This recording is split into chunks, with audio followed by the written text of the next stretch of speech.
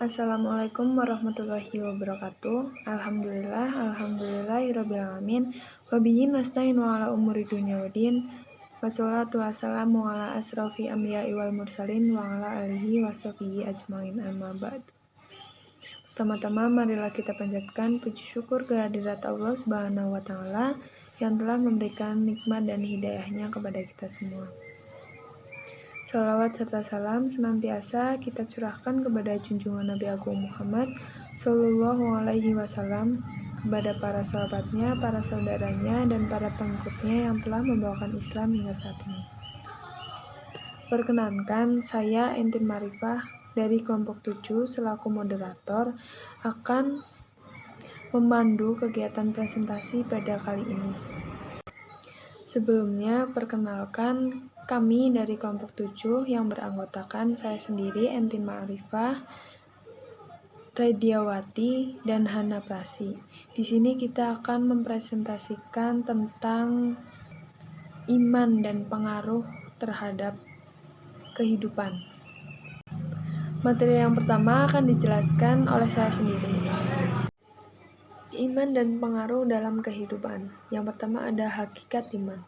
Dari sekian definisi iman yang dapat dikemukakan oleh para ulama, dapat disimpulkan bahwa iman tidak hanya sekedar keyakinan yang dapat diucapkan melalui lisan, melainkan berupa keyakinan yang dapat diucapkan dan bergerak mempengaruhi pandangan hidup, memberi efek positif terhadap tingkah laku dan perbuatan secara langsung.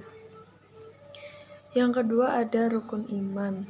Dalam hadis disebutkan bahwa iman secara berurut-urut terdiri dari iman kepada Allah, iman kepada malaikat, iman kepada kitab-kitab Allah, iman kepada rasul-rasul Allah, iman kepada hari akhir, dan iman kepada takdir. Kemudian ada hubungan iman, ilmu, dan amal. Agama Islam berupa akidah dan amal, di mana akidah merujuk pada iman Al-Quran menggunakan istilah iman sebagai frasa dalam pembahasan akidah, sedangkan amal merupakan bagian dari Islam atau syariah, sebagaimana Al-Quran menggunakan istilah amal soleh sebagai istilah lain dari syariah. Nah, salah satu sebuah hadis menunjukkan bahwa adanya keterkaitan iman dengan perkataan dan perbuatan dari anggota badan, sehingga amal menjadi indikasi adanya iman di dalam hati kita. Kemudian ada karakteristik dan sifat-sifat orang beriman.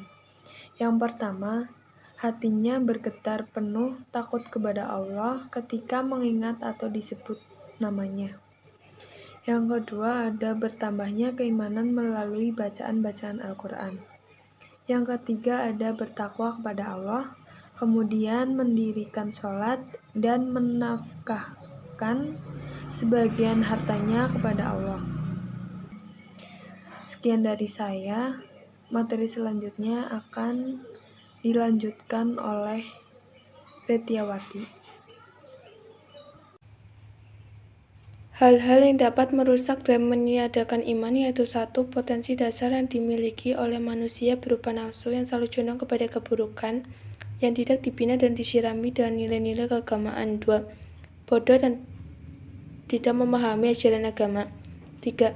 Terlalu banyak dan seringnya seseorang melakukan dosa dan kemaksiatan. Hikmah rukun iman. Hikmah dari 6 rukun iman yaitu 1. Hikmah iman kepada Allah antara lain A. Membebaskan diri dari penguasaan orang lain karena memiliki keyakinan dan kepercayaan kepada Allah semata, sehingga tidak ada satupun yang dapat menguasai dan membelenggunya kecuali Allah saja. B. Membesarkan hati dan menumbuhkan keberanian sehingga siap dan tanpa takut berjuang menegakkan kebenaran dan menjunjung tinggi kalimat Allah walaupun harus mempertaruhkan jiwa, raga, dan harta karena ia yakin akan jaminan bagi yang berjuang di jalannya. C. Menenangkan hati dan menenteramkan jiwa karena jiwa yang telah tersirami iman tidak akan berkeluh kesah dan merasa takut. 2. Hikmah iman kepada malaikat Allah antara lain A. Meneguhkan keyakinan bahwa Allah yang Maha Kuasa dan dapat menetapkan perkara apapun karena telah menciptakan para malaikat yang suci dan senantiasa mengikuti perintah Tuhannya. B. Memberikan kesadaran akan keterbatasan pengetahuan manusia sehingga mendorong diri untuk senantiasa menyadarkan pengetahuan dan meyakini bahwa mengimani malaikat akan menambah keimanan diri. C. Menumbuhkan semangat untuk senantiasa berbuat baik dengan perintah Allah karena meyakini bahwa setiap perbuatan akan dicatat oleh malaikat. Kemudian materi yang terakhir akan disampaikan oleh Hana Prasinul Auliana. Untuk selanjutnya yaitu hikmah iman kepada kitab-kitab Allah. Di antaranya, yang pertama, menumbuhkan keyakinan akan kebenaran seluruh isi Al-Quran, kesempurnaan syariat, dan keberlakuannya sepanjang zaman. Yang kedua, menumbuhkan sikap positif terhadap Al-Quran, menumbuhkan rasa cinta dan semangat untuk membaca serta menghafalkannya sebagai ibadah serta mengambil pembelajaran darinya yang akan kita aplikasikan dalam kehidupan sehari-hari. Yang keempat, hikmah iman kepada Rasul Allah. Yang pertama, memberikan pengetahuan tentang para utusan Allah, terutama yang 25 nabi, dari Nabi Adam hingga Nabi Muhammad SAW.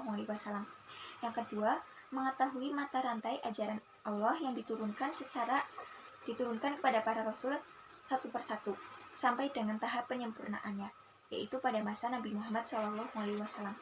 Yang ketiga, meneguhkan keyakinan akan kesempurnaan ajaran Islam yang disampaikan oleh Nabi Muhammad SAW. Yang keempat, mendorong diri untuk meneladani akhlak para Rasul dan sunnah Nabi Muhammad, baik dalam ucapan, tindakan, dan perbuatan, serta keputusannya. Yang kelima, hikmah iman kepada hari akhir. Pertama, memberikan harapan kepada orang-orang yang berpegang teguh pada kebenaran dan kebaikan selama hidup di dunia. Yang kedua, mendorong mukmin untuk memilih melakukan perbuatan baik daripada perbuatan yang buruk. Yang keenam, hikmah iman kepada takdir Allah. Yang pertama, menyadarkan manusia bahwa akal pikiran manusia itu tidak dapat menjangkau hakikat takdir Allah. Yang kedua, menumbuhkan semangat bagi orang-orang yang beriman untuk senantiasa bekerja dan berusaha menggapai sesuatu yang baik. Sekian presentasi yang dapat kami sampaikan. Mohon maaf bila ada kesalahan atau kekeliruan dalam materi. Billahi fisabilillah fastabiqul khairat. Wassalamualaikum warahmatullahi wabarakatuh.